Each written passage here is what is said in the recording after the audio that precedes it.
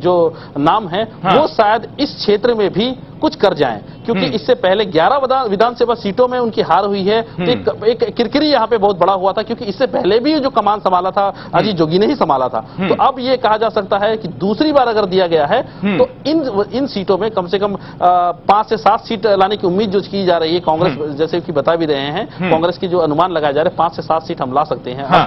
तो ये शायद अजीत जोगी प्रयासरत हैं कि अंदरूनी क्षेत्र में जहां पर मतदान कम होता है शायद वहां पर भाजपा। लेकिन एक चीज मैं प्रज्ञा जी में जरूर पूछना चाहूंगा, लगातार ये देखा गया कि शहरी क्षेत्र में एक चीज आपसे पूछना चाहूंगा, फिर उसके बाद मैं रुक करूंगा संजय जी का।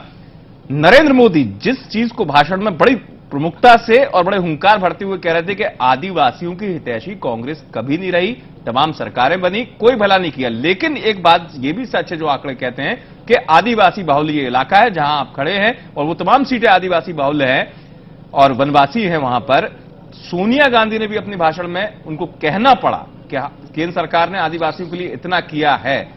सोनिया गांधी का भाषण या नरेंद्र मोदी का भाषण आदिवासियों के बीच में, दोनों के भाषण की अगर हम तुलना करें, किस कदर अपील कर पाया? क्योंकि एक तरफ तो कांग्रेस का परंपरागत वोट बैंक रहा आदिवासी, लेकिन बीजेपी का ना होते हुए भी नरेंद्र मोदी इस बात को बड़ी चुनौती देते हुए कह रहे थे कि आदिवासियों का भला कुछ नहीं किया कांग्रेस ने, चाहे कितनी सरकार बनी। जल्दी से पूछो जी। देखिए, आपको बता दूं कि कांग्रेस जो हालात हैं देश के उस बात करते हैं अजीत जोगी भी लगातार। संजय जी मैं आऊंगा। एंथनी आपसे सवाल है, एंथनी आपसे सवाल था मेरा जी। अगर मैं बात करता हूं जी, जैसे कि हम कांग्रेस की अगर बात करते हैं, कांग्रेस लगातार आदिवासियों के हित के लिए बात की है। अजीत जोगी ने आदिवासियों के हित के लिए उठाया है और लगातार फोकस रहा है उनका। और उनका जो चयन था, अगर एकमात्र सीट अगर जो जीती थी कोंटा विधानसभा से कवासी लखमा, वो आदिवासी बहुल क्षेत्र से, बल्कि घने आदिवासी बहुल क्षेत्र से आते हैं। और लगातार ये फोकस रहा है। और सोनिया गांधी भी इसी फैक्टर से, आदिवासी फैक्टर से, क्योंकि ये अगर 12 सीट अगर इनके कब्जे में आती है तो निश्चित तौर पर सत्ता कायम करने में ये सफल। मेरा सवाल ये था कि लोगों तक संदेश, इसलिए फोकस कर रहे हैं लोगों तक। मेरा सवाल एंथनी जल्दी से इस बात का उत्तर दे दीजिए, लोगों तक संदेश किस तौर पर ज्यादा प्रभावी दिखाई दिया? क्योंकि नरेंद्र मोदी उस चीज को चुनौती दे रहे थे और सोनिया गांधी कोंडा गांव में वो जवाब दे रही थी। लगा ऐसे कि नरेंद्र मोदी का सवाल का जवाब हो। उन्होंने कहा कि जितना भला, और खासतौर से निसंदेह उन्होंने योजनाएं तक गिनाई, उनको गिनाना पड़ा, केंद्र सरकार ने इतना भला किया।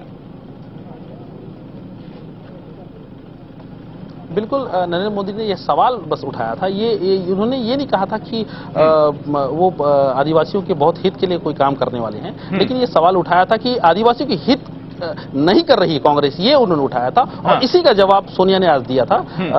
चाहे वो अपनी सभा की अगर बात की जाए तो लगातार, अगर कांग्रेस की बात की जाए तो कांग्रेस हित करती आ रही है, आदिवासी हित करती आ रही है। लेकिन बीजेपी इस आदिवासी 12 विधानसभा सीटों में भी आगे रहती है। ये बड़ी महत्वपूर्ण बात है। जल्दी से कांग्रेस नेता जो है उनसे पूछ लीजिए कि प्रदेश के स्तर पर या क्षेत्रीय स्तर पर, चाहे वो दंतेवाड़ा बस्तर संभाग हो या तमाम और संभाग हो, सोनिया गांधी को सभा में आकर लगातार केंद्र की सफलता गिनानी पड़ती है। ये जो क्षेत्रीय नेता हैं, क्या ये अपने मतदाताओं के बीच में वो स्थिति बना पाए कि सोनिया गांधी को इतना सारा ना कहना पड़ता? सोनिया संक्षिप्त में एक बात कहती और वो बड़ा मैसेज होता, लेकिन सोनिया गांधी को बार बार चिल्ला चिल्ला के ये याद दिलाना पड़ा कि केंद्र सरकार ने क्या किया। क्षेत्रीय नेता कितनी जमीन तैयार कर पाए?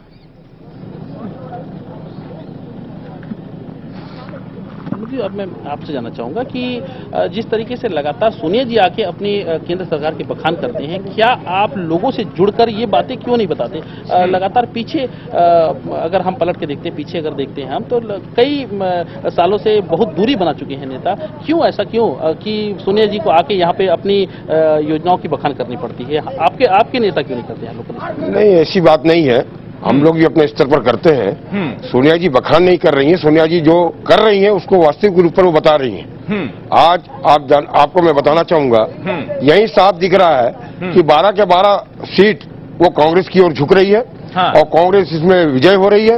आज की मोदी की सभा में तुलनात्मक किया जाए और सोनिया जी के आम सभा को तुलनात्मक किया जाए तो मोदी जी के आम सभा में 10 से 12 हजार की भीड़ थी और कोंडा गांव में 40 से 50 हजार की भीड़ थी। इसी से साफ पता चलता है, जबकि सरकार भारतीय जनता पार्टी की सरकार थी यहाँ पर। चलिए, उनका दबाव ज्यादा रहता है शासन प्रशासन पर, फिर जनता क्यों सोनिया जी के कार्यक्रम में जुटी?